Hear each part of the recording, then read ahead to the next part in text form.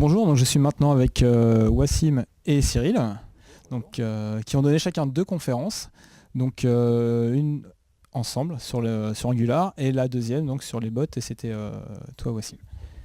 Donc je vais vous laisser vous présenter chacun, donc Cyril tu peux peut-être commencer. Ouais. Alors moi c'est Cyril, donc je suis directeur technique front de Sphère et je suis aussi Google développeur expert donc sur les web technologies.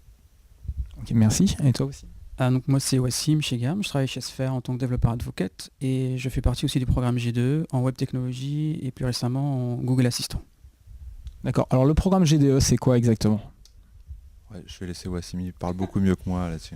Alors en fait le programme G2 donc c'est un programme lancé par Google et qui regroupe des passionnés de technologie Google mais pas que. Et le but en fait c'est d'être le porte-parole en fait de la communauté auprès des équipes produits Google et inversement aussi le porte-parole des équipes produits auprès de la communauté, c'est-à-dire remonter des retours d'expérience sur Angular, sur Polymer, sur les assistants, etc. Et aussi passer l'information à la communauté à travers du coup les événements comme celui-ci, sur comment utiliser ces outils-là, les dernières nouveautés, etc. etc. Donc voilà. Ça court à transmission donc, de l'information produit de Google vers les communautés et à l'inverse les remontées terrain en fait, du développement d'appli. Exactement. Et tout ça autour du partage effectivement de l'information. Ça resterait quand même une relation de développeur à développeur en fait. C'est juste que faut pas voir ça. Enfin le terme produit, tu sais, ça fait que on travaille pas pour Google. Donc ça c'est très important de le dire. Et on est vraiment une interface entre des développeurs de la communauté, des développeurs de Google, et la donnée circule dans les deux sens en fait. Donc c'est ça qui est très intéressant pour nous et pour eux et pour la communauté. Il y a beaucoup de GDE en France? Alors ça dépend de la catégorie. T'avais pas fait un assistant qui comptait les... Oui, c'est en cours. On peut pas l'interroger là? Non, pas encore. Il est pas encore disponible. C'est con. Donc effectivement, ouais, comme disait Cyril, il y a plusieurs catégories. Donc nous, on fait partie de la catégorie technologie. Donc il y a la partie design, il y a la partie product strategy, etc. Et dans la partie technologie, il y a des sous-catégories comme le web, Angular, Assistant, IoT, Android, Cloud. Voilà, il y a pas mal de choses. Et effectivement, là, à cet événement, déjà, il y a quelques GDE, web principalement. On n'avait pas dit 400 GDE techniques Oui, en tout dans le monde? Au total, ouais, il y a 400 G2, pas que technique, mais effectivement plus de 400 GDE dans le monde. Dans le monde, et on a deux dans la salle. Oui. Et d'autres à l'extérieur de la salle aussi. Ok. C'est votre première fois au DevFest à Nantes? Alors moi c'est la deuxième fois que je viens. Moi, c'est pas la première fois, c'est plusieurs fois. J'ai arrêté de compter, mais j'aime bien venir ici en tout cas. Vous faites beaucoup d'autres événements comme ça, Dev, en France ou en Europe ou même dans le monde? Alors ouais, on participe beaucoup dans des événements à 3 niveaux, c'est-à-dire on participe comme n'importe qui, on vient à des conférences pour participer, assister aux conférences. On participe aussi beaucoup en tant que speaker, donc soit pour animer des conférences ou animer des ateliers, et on organise nous-mêmes individuellement des événements, soit des conférences, soit des meet-up. Donc on est vraiment on aime bien, c'est quelque chose qu'on aime bien faire. D'accord. Et comment vous positionnez le DevFest de Nantes, ces 1600 participants, sur la scène alors française ou européenne par rapport à d'autres? C'est pas terrible, non. Ouais, C'est un petit truc, c'est pas... Non. Il me semble que c'est, je dis pas de bêtises, c'est peut-être le plus gros, enfin c'est le plus gros, non, du monde il me semble, ouais. Je pense qu'on a battu la Chine apparemment, faudra demander confirmation à Jeff. Mais non, c'est super cool, super intéressant de voir du coup autant de passionnés en fait au mètre carré. C'est une super conférence, enfin, l'espace est génial, l'équipe est super, j'aime beaucoup l'esprit qu'ils arrivent à injecter dans cette conférence avec leur thème. Tout le monde joue le jeu. Ils ont un thème qu'ils reproduisent dans leur communication bien avant l'événement. Enfin, moi, je trouve que c'est une très belle réussite cet événement. Ok, super. Alors on va parler un petit peu plus pratiquement donc de vos conférences. Donc commencer par la première sur Angular. Alors qu'est-ce que vous avez abordé? Quelle différence cette année par rapport aux années précédentes où c'était un produit un peu moins mature? En fait, si tu veux, ça fait longtemps qu'avec Wassim, on fait des talks ensemble ou pas sur Angular pour présenter la technologie. Et en fait, quand on a eu l'idée de cette conférence, on s'est dit le moment n'est plus à la présentation, mais il faudrait peut-être aller un petit peu plus loin. On ne voulait pas faire une énième conférence sur comment faire des composants en Angular, etc. Donc on s'est dit, au contraire, Angular, ça commence à être accepté par la communauté. Ce qu'on voudrait montrer aux gens, c'est ce qu'il y a à côté, enfin l'outillage, et ce qu'il y a sous le capot et ce qu'il y a à côté. Donc l'idée, elle est partie de là. Et du coup, on s'est dit, on va essayer de voir ce qui peut un peu bloquer les gens, ce qui peut être un peu perturbant, et on va essayer de l'expliquer point à point. Donc la conférence, elle est un petit peu organisée comme ça en 2 temps. Une partie plutôt explicative sur ce que tu vas retrouver dans un projet Angular, la configuration, les outils, et après on fait une deuxième partie qui est plus à destination des développeurs pour les accompagner dans l'amélioration des performances dans une application Angular. Donc on leur dit très bien, ça marche déjà très bien, mais par contre il y a des cas où tu peux avoir besoin d'aller encore plus loin, et c'est là qu'on essaye de les aider.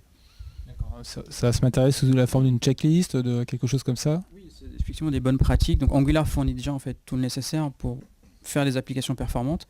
Maintenant, c'était effectivement le sujet de la conférence, c'est de montrer aux développeurs c'est quoi ces outils-là et comment les activer ou comment les utiliser à travers du coup, une forme de checklist ou de liste de bonnes pratiques, surtout en fait, des tips. Voilà. Ce framework qui est utilisé maintenant énormément, quoi. Il est hyper répandu, c'est vraiment quelque chose qu'on voit partout. Oui, de toute façon, nous, le retour qu'on a de nos clients, effectivement, il est pas mal utilisé et même... En fait, tu as un trio, tu as un podium aujourd'hui dans l'écosystème web, c'est React, Angular et Vue. Donc il n'y a pas de bon ou de mauvaise solution. C'est-à-dire que j'ai encore jamais vu un projet qui pouvait se faire avec l'un ou avec l'autre. Donc voilà, les sociétés, nos clients se positionnent sur l'un ou l'autre ou le troisième des frameworks. Et à chaque fois, il faut trouver une solution pour implémenter le projet. Mais on est sur ce qui est important, c'est au-delà d'Angular, on est sur une famille de frameworks maintenant qui est très performant et qui permet d'être très productif et d'aller très très loin. Donc c'est ça la bonne nouvelle en fait aujourd'hui. D'ailleurs, certains des conseils en fait, qu'on donne lors de la conférence peuvent être appliqués aussi à d'autres frameworks, pas forcément qu'Angular. C'est plus des bonnes pratiques de développement pour le coup. Ok. Très bien. Alors peut-être qu'on peut parler maintenant de l'autre conférence qui avait lieu c'était plus autour des chatbots et des assistants. Alors, est-ce que tu peux nous en dire un peu plus? Donc oui, ce matin j'ai donné une conf avec Guillaume Laforge donc sur la partie chatbot et assistant. Donc comment en fait utiliser donc les produits comme Dialogflow ou Google Cloud Platform à travers les Cloud Functions pour designer un chatbot, le développer et par la suite du coup le déployer pour le public. D'accord. Et au niveau des chatbots, donc on entend parler, ça fait 1 an et demi à peu près qu'on entend vraiment beaucoup parler au niveau du grand public, au niveau du B2B principalement. On dit ça va être une révolution, ça va être une révolution. Aujourd'hui, on voit pas énormément de choses arriver vraiment directement sur le marché, ou finalement c'est que je les ai pas vus. Alors c'est effectivement compliqué à répondre, mais c'est vrai que là souvent nous, ce qu'on constate auprès de nos clients, c'est que voilà, on va utiliser cette nouvelle façon de faire, cette nouvelle interaction avec les utilisateurs pour compléter des produits existants, une expérience existante, comme par exemple rechercher des produits ou faire de la réservation d'hôtel ou n'importe. Ça remplace, en fait, aujourd'hui, ce qu'on voit, c'est que ça remplace une recherche qu'on va faire, qu'on utiliserait. On va dans Google, on fait une recherche, on va sur un site, on passe une commande. Là, voilà, on le fait de manière orale. De manière naturelle, avec une conversation, comme si on discutait avec une autre personne. Et derrière, effectivement, avec toute l'évolution qu'il y a eu autour du machine learning, de l'intelligence artificielle, les assistants sont capables de comprendre ce qu'on leur dit, plus ou moins, dans certains cas, ça peut effectivement ne pas marcher. Mais du coup, ça va remplacer le fait que je vais ouvrir mon ordinateur, mon téléphone, je vais taper la recherche, j'attends que ça charge, etc. Puis je réserve. Là, j'ai juste à discuter avec l'assistant, et puis lui, il me rend un service du coup directement. D'accord. Alors hier, on a vu une autre conférence, ça parlait justement de ces chatbots, ces assistants. Donc chaque marque aujourd'hui développe, alors ça fait comme des silos, son assistant. À terme, a priori, on devrait avoir quelques grands assistants type celui de Google, celui d'Amazon ou même de Microsoft ou d'Apple qui regroupent pas mal de ces services. Donc est-ce que vous voyez aussi l'évolution comme ça? Et ensuite, les différents services communiqueront entre eux et pourront eux-mêmes, selon des réglages qu'ils auront fait, par exemple, il a fait trop chaud aujourd'hui, donc je déclenche l'arrosage automatique, des choses comme ça, ou est-ce que vous les voyez vraiment communiquer entre eux, ou finalement ça va vraiment rester séparé dans les années qui viennent? Si tu veux, il faut distinguer 2 choses. Il y a le fournisseur, le point d'entrée, et donc là, ça va être un Google, un Alexa ou un Microsoft un jour, et qui vont te fournir donc la possibilité d'interagir. Et ces grosses sociétés, si tu veux, l'avantage qu'elles ont, c'est qu'elles ont toute la logistique pour... Parce que c'est compliqué de faire la reconnaissance vocale, établir un dialogue. Donc ils vont te fournir vraiment la partie framework, je dirais, entre guillemets, outillage. Voilà. Après, par contre, effectivement, l'objectif, je pense que c'est chaque société, chaque personne qui le désire, va créer son service. Donc en fait, on va avoir un point d'entrée qui sera soit Google ou Amazon, mais par contre, après, on va se débrancher sur des services dédiés. Parce que l'idée, c'est qu'ils n'auront pas la capacité d'implémenter toutes les fonctionnalités, et personne ne connaît mieux qu'une boîte ses produits et ses façons d'interagir avec. Donc la dynamique qu'on est en train de voir en ce moment, c'est ça. Tu parlais d'adoption. Il ne faut pas oublier que ça fait longtemps que ça existe en tant que hardware, mais si tu regardes en France, par exemple, c'est arrivé, c'est cet été qu'on a la version française. Donc une boîte française, par exemple, ne va pas se lancer dans l'aventure tant que l'assistant n'est pas capable de parler français. Donc c'est pour maintenant, c'est en train de se faire. Et l'adoption, ça sera ça, c'est chaque boîte qui t'offre un service, une app sur ton téléphone, à terme t'offrira la possibilité d'interagir de la même façon avec son app, mais par un assistant vocal. Ok, très bien. Et est-ce que vous voyez ensuite ces assistants vocaux échanger entre par exemple, moi je suis, alors l'exemple qui était donné hier, c'était Nike par exemple, avec le programme de nutrition de quelque chose d'autre, d'une autre entreprise. Est-ce que vous les voyez vraiment parler entre eux, ces différents assistants, ou est-ce que finalement c'est un peu utopique et que chaque marque va rester sur son outil? Moi, je pense que c'est où ça va dépendre de ces marques-là. Effectivement, si ces marques ouvrent leur data au grand public, n'importe qui effectivement peut faire des assistants, n'importe quel développeur peut faire un assistant, un bot, qui va exploiter ces data effectivement dans un use case bien particulier. On ne voit pas énormément pour les applications aujourd'hui sur les téléphones, donc a priori je ne sais pas si c'est juste de l'utopie ou... Un partage de données. Aujourd'hui, quand tu dis quel temps il va faire à Paris, chaque application de météo n'a pas forcément le recueil des données. Donc tu vois, il y a bien quelque part des données qui sont centralisées et partagées. Si demain Nike décide d'avoir une API qui dit tu peux m'appeler, je peux te fournir des services, n'importe qui pourra l'appeler, la consommer. Donc c'est pas tellement lié aux bots ou aux assistants, c'est vraiment c'est qu'est-ce que tu ouvres comme données, c'est plutôt un problème d'API ça. Après, moi je suis confiant avec effectivement on s'oriente vers ce mouvement de open data de partout. C'est possible effectivement dans un futur proche, toutes les grandes boîtes ouvrent leur data, du coup comme ça, nous en tant que développeurs on pourra les exploiter et justement faire des bots pour une marque qui exploite les données d'une autre marque à partir du moment où c'est ouvert du coup. C'est des data qui sont publiques pour le coup, rien à voir avec les data personnelles. Est-ce que vous, au niveau de ces data personnelles par rapport au chatbot et tout, il y a un enjeu ou finalement pas plus qu'aujourd'hui avec le web et les autres applis? Je pense qu'il n'y a pas plus, non, c'est les mêmes contraintes, le même règlement aussi.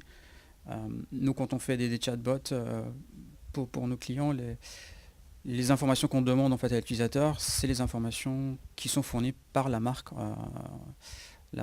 qui a demandé du coup de faire le projet. Et de toute façon, c'est clairement mis dans les privacy policy, par exemple, du chatbot. Mais c'est pas plus différent qu'une application mobile, par exemple, qui va demander le numéro de téléphone ou d'autoriser les permissions sur l'application. C'est pareil. En fait, je pense que ce qu'il faut bien comprendre dans un chatbot, nous pour les développeurs par exemple, c'est que ça révolutionne pas notre façon de travailler. C'est-à-dire qu'avant, on crée une application, on demandait des données en entrée à un utilisateur et on lui fournissait des données en sortie. Sauf qu'avant, la façon de récolter cette donnée et de la fournir, c'était un clavier ou une souris et un écran pour lui renvoyer la donnée. Là, ça va être exactement la même chose, sauf que ce qui va nous fournir de la donnée en entrée, c'est la voix. On va quand même avoir un programme qui fait un traitement et on va lui fournir la donnée en sortie, ça sera de la voix. Mais tu vois, ça révolutionne pas notre métier. Après, il y a des petites spécificités. Si tu rajoutes de l'intelligence artificielle dedans, des choses comme ça, c'est là où je vais en venir. C'est ça mais en termes, pour nous développeurs, on parlait de la sécurité, on parlait de la privatisation des données.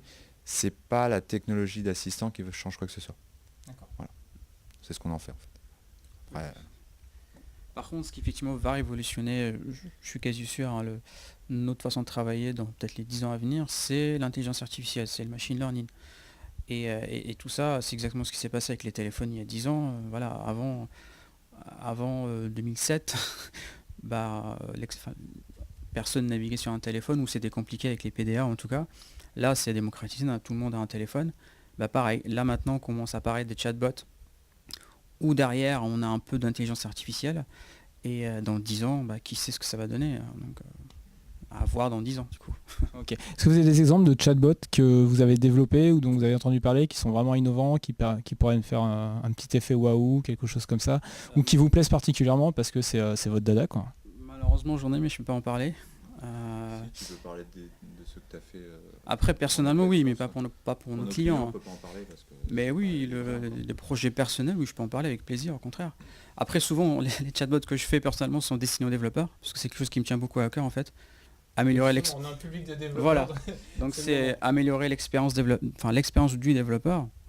Donc là, par exemple, vu plus on est passionné d'Angular, donc j'ai fait un chatbot qui est d'ailleurs public, hein, et n'importe qui peut y aller dessus, qui permet de donner des infos sur Angular, trouver un article, trouver une vidéo, avoir les informations de la prochaine conférence autour d'Angular. Il y a aussi d'autres chatbots, des assistants plus, par exemple, domotique. Voilà, donc comment aider un développeur à faire en sorte qu'il puisse du coup discuter avec, allumer sa télé ou éteindre sa lumière, etc. Et puis voilà, il y a d'autres projets en cours. Si vous êtes intéressé, vous pourrez consulter mon compte GitHub. Tout est détaillé. Merci. Moi, je suis en train de travailler sur un chatbot qui va révolutionner le monde des parents. Je suis intéressé. Parce que j'essaie toujours quand je fais side project comme ça d'abord trouver une idée. Et après, quand j'ai une idée, j'essaie de trouver des technologies sur lesquelles j'ai pas eu l'occasion de travailler pour me former en même temps.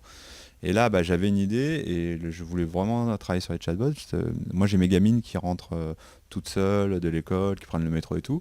Et je sais pas forcément tout le temps si elles sont bien arrivées. Et j'ai pas envie de les appeler toutes les 5 minutes pour vérifier. Et du coup, je me suis dit, on a un Google Home à la maison. Moi, ce que j'aimerais bien, c'est que quand j'ai une fille qui rentre, qui me dit OK Google, dis à papa que je suis rentré. Et du coup, moi, ça me fait juste un petit texto. Et donc ça, c'est... Je pense le commercialiser et de devenir milliardaire parce que c'est vraiment ce qui manquait aujourd'hui pour les parents. C'est ta fille qui l'interpelle, il détecte pas encore... Il n'est pas encore en reconnaissance faciale, il fait ça c'est la grande, ça c'est la petite. Non, donc ça sera juste un petit utilitaire qui va me permettre de dire aux gamines qu'elles sont rentrées de l'école et que ça prévient les parents en fait. T'es rassuré comme ça en tant que papa. Voilà, donc, vu qu'elles vont oublier de le faire à chaque fois, je ne serai pas forcément plus rassuré. Mais voilà, l'idée c'était ça à la base. Et puis ça me fait un petit bac à sable pour tester, puis c'est sympa quoi. Tu vois, ce qui est important derrière, tu vois, c'est que ça peut être un truc tout con. Il n'y a pas besoin que ça soit un grand service.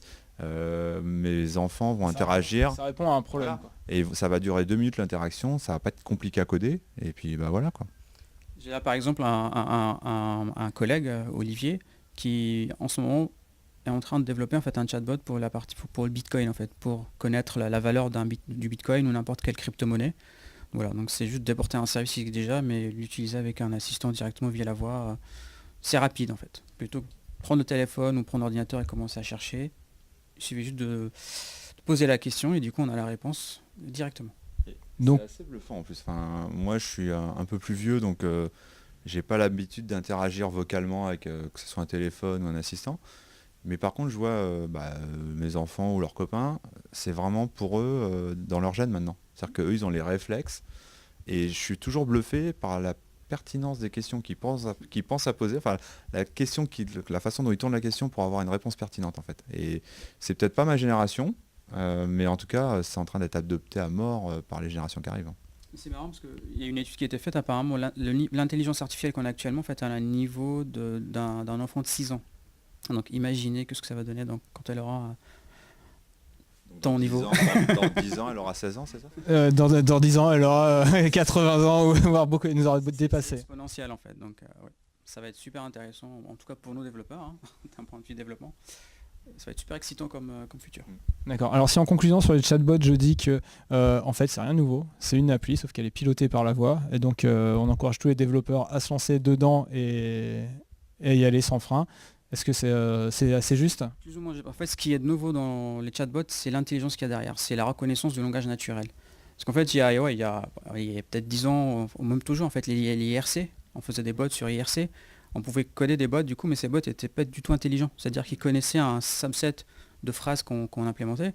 Là, avec les assistants, on peut parler, en fait, et du coup, ils sont capables de comprendre le contexte, la sémantique derrière, extraire le contexte. Ça fait partie du SDK, ça.